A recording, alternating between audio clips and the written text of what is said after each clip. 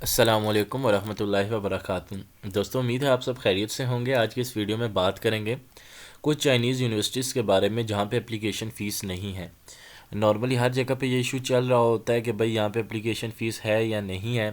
तो आज बात करेंगे कि कौन सी टॉप रैंकिंग यूनिवर्सिटीज़ हैं चाइना की और किस में एप्लीकेशन फ़ीस है या नहीं है। और अगर किसी में एप्लीकेशन फ़ीस नहीं है तो वो किस पोर्शन पे आके या किस स्टेज पे आके वो आपसे एप्लीकेशन फ़ीस डिमांड कर सकते हैं, और एट दैट पॉइंट पे आपको एप्लीकेशन फ़ीस देनी चाहिए या नहीं देनी चाहिए, इस पे भी बात करेंगे। वीडियो को आगे स्टार्ट करने से पहले डिस्क्रिप्शन में व्हाट्सएप ग्रुप का लिंक दिया गया है, यूट्यूब का भी है, फेसबुक ग्रुप का भी है, इंस्टाग्राम का भी है। सबको आप ज्वाइन करें और जहाँ पर कोई भी क्यूरी आपकी आए तो वो आप मुझसे डिस्कस कर सकते हैं। इंशाल्लाह ट्राई करूँगा आपको उसका रिप्लाई दे सकूँ। दूसरा बात करते हैं जी, जिस वेबसाइट के बारे में Chinese universities without application fee, इसके साथ आपने एक वेबसाइट का नाम लिखना है byabroadwin.com, क्योंकि ये वेबसाइट है जहाँ पे आपको मैंने ऑलरेडी बताया हुआ है डाटा जो है वो थोड़ा ज़्यादा ऑथेंटिक मिल रहा होता है। तो सिंपल ये क्लिक करेंगे, आपने वेबसाइट का नाम लाजमी लिखना है। एब्रॉडविन वेबसाइट नाम है, एब्रॉडविन.com लिखेंगे तो वेबसाइट ओपन हो जाएगी। अब ये देखें, Chinese university without an application fee 2024, ये एब्रॉडविन वेबसाइट का नाम है। इसको सिंपल ओपन लिंक के न्यू टैब करेंगे आप। ये वेबसाइट ओपन हो चुकी है। चाइनीज़ यूनिवर्सिटीज़ हैं, टॉप रैंक यूनिवर्सिटीज़ हैं और सारी चीज़ें आपको यहाँ पे मिल जाएंगी। टेबल ऑफ कंटेंट है, यहाँ पे जाएं आप, जो चीज़ देखें एप्लीकेशन फ़ी अमाउंट देखेंगे, सीधा क्लिक करेंगे वहाँ पे पहुँच जाएंगे। लेकिन मैं आपको डिटेल में सारी चीज़ यहाँ पे कवर करके बताऊँगा। सबसे पहले है Chinese universities without an application fee. बहुत सारी ऐसी चाइनीज़ यूनिवर्सिटीज़ हैं। अगर मैं CSC, जो सबसे बड़ा स्कॉलरशिप है चाइना का, जो गवर्नमेंट लेवल पे ऑफ़र किया जा रहा था इंटरनेशनल स्टूडेंट्स को, वहाँ पे 270 से 290 यूनिवर्सिटीज़ जो हैं वो रजिस्टर्ड हो चुकी हैं। और इतनी यूनिवर्सिटीज़ हमारे मुल्क पाकिस्तान में, पूरे पाकिस्तान में इतनी यूनिवर्सिटीज़ नहीं है, इसकी हाफ़ भी नहीं है, यानी इसका 1/4 यूनिवर्सिटीज़ भी नहीं है जितनी यूनिवर्सिटीज़ चाइना में है। तो यहाँ पे अब 290 में से कौन सी यूनिवर्सिटीज़ हैं भाई जहाँ पे एप्लीकेशन फ़ी है, कहाँ पे नहीं है, तो सारी इस पे बात करेंगे। यहाँ पे CSC स्कॉलरशिप है जिसको आपने टारगेट करना है। 3000 RMB मंथली स्टिपेंड होगा, ट्यूशन फ़ी आपको दी जाएगी, अकोमोडेशन भी स्कॉलरशिप में दी जाएगी। साथ साथ स्कॉलरशिप के बारे में बात करते हैं कि CSC स्कॉलरशिप में 3 टाइप्स होती हैं, टाइप A, टाइप B और टाइप C। टाइप ए जो होता है वो हर बंदा जो इंटरनेशनल स्टूडेंट अप्लाई कर रहा होता है उस मुल्क की नॉमिनेटिंग अथॉरिटी, ठीक है, और चाइना के दरमियान टाइप ए बायलैटरल एक स्कॉलरशिप है जो दिया जाता है। और ये मैं बता दूं, इन तीनों में सबसे ज़्यादा बेनिफिट टाइप ए के ही होते हैं। और उसके बाद जो दूसरे नंबर पर आता है टाइप बी, इसकी वैल्यूएशन आप यूनिवर्सिटी वाले करते हैं, आपने प्रॉपर यूनिवर्सिटी में अप्लाई करना है। कोशिश करें टाइप बी अप्लाई कर रहे हैं या टाइप सी कर रहे हैं तो रिकमेंडेशन लेटर ले लें तो आपको बहुत ज़्यादा फ़ायदा होगा। और अगर टाइप ए को टारगेट कर रहे हैं तो प्री एडमिशन लेटर लेने की कोशिश करें, इसमें आपके चांसेस बहुत बढ़ जाएंगे। अगर टाइप ए स्कॉलरशिप पाकिस्तान में बात करूं तो पाकिस्तान में HEC यानी हायर एजुकेशन कमीशन जो है वो हमारी नॉमिनेटिंग अथॉरिटी है। तो आगे चाइना के बारे में बात करते हैं। मेजर कंट्री है दुनिया में। 2030 सेंसस के मुताबिक चाइना दुनिया में सुपर पावर होगी, और उस एट दैट टाइम पे कोई भी, जस्ट लाइक अभी सुपर पावर अमेरिका, फिर कभी भी चाइना सुपर नहीं जा पाएगा। बट ये सेंसस हैं, जब देखेंगे तो टाइम आएगा तो देखी जाएगी। दुनिया की चौथी सबसे बड़ी कंट्री जो है वो चाइना है। 14 कंट्रीज़ के साथ इसका बॉर्डर लग रहा है। दुनिया की सबसे बड़ी इकॉनमी भी यही है और थाउजेंड्स ऑफ इंडस्ट्रीज़ हैं चाइना में। इसी वजह से हर चीज़ चाइना की स्पेशली पाकिस्तान में होती है। 1.4 बिलियन इसकी आबादी है। इंडिया साहब भाई इनसे आगे निकल चुके हैं, पहले चाइना की सबसे ज़्यादा आबादी थी। ठीक है, कम्युनिस्ट पार्टी है यहाँ पे जो कर रही है। 2017 में ये जो चाइनीज़ गवर्नमेंट स्कॉलरशिप था लॉन्च हुआ था। अब अपनी मेन बात पे चलते हैं कि भाई चाइनीज़ टॉप रैंकिंग यूनिवर्सिटीज़ क्या हैं।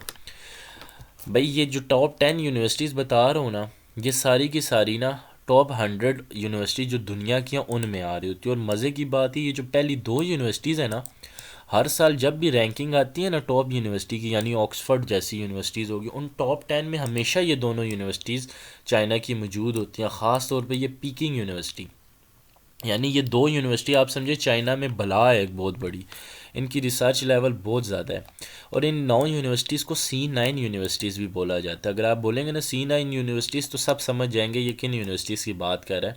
C9 से मतलब वो यूनिवर्सिटीज़ हैं कि इन यूनिवर्सिटी से निकलने वाले जो ग्रेजुएट और स्टूडेंट्स और प्रोफेसर थे वो सबसे ज़्यादा बिलियनर बने हैं, यानी पीकिंग के सबसे ज़्यादा बच्चे बने हैं, उसके बाद सिंगवा यूनिवर्सिटी से जो निकलने वाले हैं वो ज़्यादा बिलियनर बने हैं, यानी इस मुताबिक ये रैंकिंग इन्होंने बनाई हुई है। अब विदाउट एन एप्लीकेशन फ़ी, अब एक एक यूनिवर्सिटीज़ का मैं यहाँ पे आपको नाम लेके तो नहीं बता सकता, ये अब यहाँ पे तकरीबन 50 के राउंड अबाउट लेते हैं, ठीक है। नॉर्मली ये होता है कि इन यूनिवर्सिटीज़ में एप्लीकेशन फ़ीस नहीं है, लेकिन इनमें कुछ यूनिवर्सिटीज़ ऐसी आ जाती हैं कि जहाँ पे एप्लीकेशन फ़ीस नहीं होती, आपने अप्लाई कर दिया, उन्होंने प्रोसीजर को प्रॉपर चलाया, जब उन्होंने आपको शॉर्ट लिस्ट कर दिया कि हम तैयार हैं आपको एडमिशन फ़ीस देने के लिए, एडमिशन देने के लिए, आपकी वो मतलब शॉर्ट लिस्ट हो चुके हैं, वो फिर कहेंगे कि भाई हम आपको स्कॉलरशिप के लिए आगे सीएससी में भेजेंगे, लेकिन पहले आप हमें एडमिशन फ़ीस जमा करवाएं। तो इन दैट केस जब ये डिमांड हर यूनिवर्सिटी नहीं कर रही होती, कोई कोई इनमें से यूनिवर्सिटी होगी जो बोलेगी, वरना यहाँ पे जो लिस्ट में 57 यूनिवर्सिटीज़ हैं वो आपसे ये चीज़ डिमांड नहीं करेंगी विदाउट। जैसे टियानजिन यूनिवर्सिटी है, वो आपसे कोई एप्लीकेशन फ़ीस नहीं लेने वाली, बस आपने अप्लाई करना, सीधा शॉर्ट लिस्ट हो गए तो वो आपका नाम आगे सीएससी को भेज देगा, आगे आप सीएससी जाने और उसके काम जाने, ठीक है। लेकिन एट दैट स्टेज पे जब आप पहुंच जाते हैं और आपको यूनिवर्सिटी इनिशियल प्रोसेस आपका कर लेती है, इंटरव्यू ले लेती है, शॉर्ट लिस्ट कर लेती है, तो आप 16,000 तकरीबन इसकी फ़ीस होगी, 400 RMB 800 RMB के दरमियान होती है। तो फिर एट दैट टाइम आप रिस्क ले लें थोड़ा सा और फ़ीस जमा करवा दें। अदरवाइज़ ये एप्लीकेशन फ़ीस जिनकी नहीं है वो मैंने यहाँ पर आपको यूनिवर्सिटीज़ का बता दिया। मोर यूनिवर्सिटीज़ लिस्ट देखना है तो यहाँ पे क्लिक करें और एक और लिस्ट खुल जाएगी, वहाँ पर भी आप देख सकते हैं। एप्लीकेशन फ़ीस जो अमाउंट होती है वो 400 RMB 800 RMB डिफरेंट यूनिवर्सिटीज़, यानी मैं यहाँ पे बता रहा हूँ कि जनरली अगर आपने देखना है कि हर यूनिवर्सिटी की एप्लीकेशन फ़ीस कितनी है, तो आप माइंड में ये रखेंगे जो भी यूनिवर्सिटी एप्लीकेशन फ़ीस मांगेगी डॉलर में 50 से 150 होगा और RMB में 400 से 800 RMB होगा। यहाँ पे डॉलर्स हैं, यहाँ पे RMB नहीं है।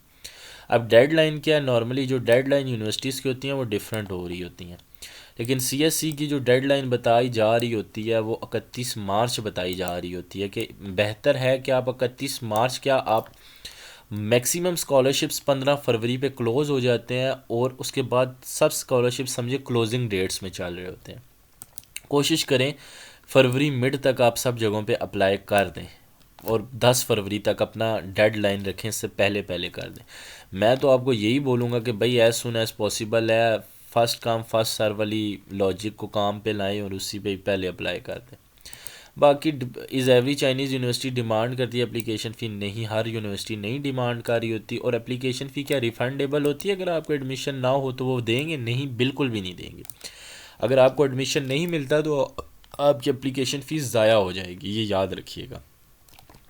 क्या बैचलर स्टूडेंट भी एप्लीकेशन फ़ीस देंगे? जी जी। अगर मास्टर्स PhD वाले देंगे तो फिर बैचलर वाले भी फ़ीस देंगे। क्या एप्लीकेशन फ़ी और एडमिशन फ़ीस सेम होती है? नहीं, एडमिशन फ़ीस डिफरेंट होती है, एप्लीकेशन फ़ीस डिफरेंट होती है। एप्लीकेशन फ़ी वो फ़ीस होती है जो आप यूनिवर्सिटी में जब अप्लाई कर रहे होते हैं, एप्लीकेशन दे रहे होते हैं, उस टाइम होती है। और एडमिशन फ़ी वो फ़ीस होती है जब आपको एडमिशन मिल जाता है, आप वहाँ पे जाने लगते हैं अपना, तो उस टाइम आप एडमिशन फ़ी देते हैं। और याद रखिएगा एप्लीकेशन फ़ी रिफ़ंडेबल नहीं है, लेकिन एडमिशन फ़ीस आपको रिफ़ंड की जा सकती है अगर आपके पास कोई रीज़न है और आप वहाँ पे ना जाना चाहते हो। क्या लेटर स्टेज में हम बाद में भी एप्लीकेशन फ़ीस दे सकते हैं? बिल्कुल ऐसा ही है, लेकिन कुछ यूनिवर्सिटीज़ आपको सिर्फ ये फैसिलिटी देती हैं कि आप बेशक स्टार्ट में एप्लीकेशन फ़ीस ना दें, बाद में दे दें, लेकिन हर यूनिवर्सिटी आपको नहीं दे रही होती। अगर कोई यूनिवर्सिटी एप्लीकेशन फ़ीस डिमांड कर रही है तो कोशिश करिए कि स्टार्ट में ही एप्लीकेशन फ़ीस दे दे। बाद वक़्त ऐसा होता है कि यूनिवर्सिटी एप्लीकेशन फ़ी आप जमा नहीं करवाते तो वो आपकी एप्लीकेशन को ही रिजेक्ट कर देती है।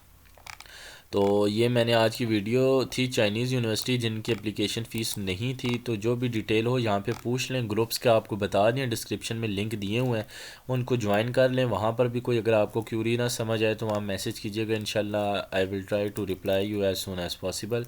तो ये थी आज की वीडियो, मिलते हैं अगली वीडियो में एक नई अच्छी सी इन्फॉर्मेशन के साथ। तब तक के लिए अल्लाह हाफिज़।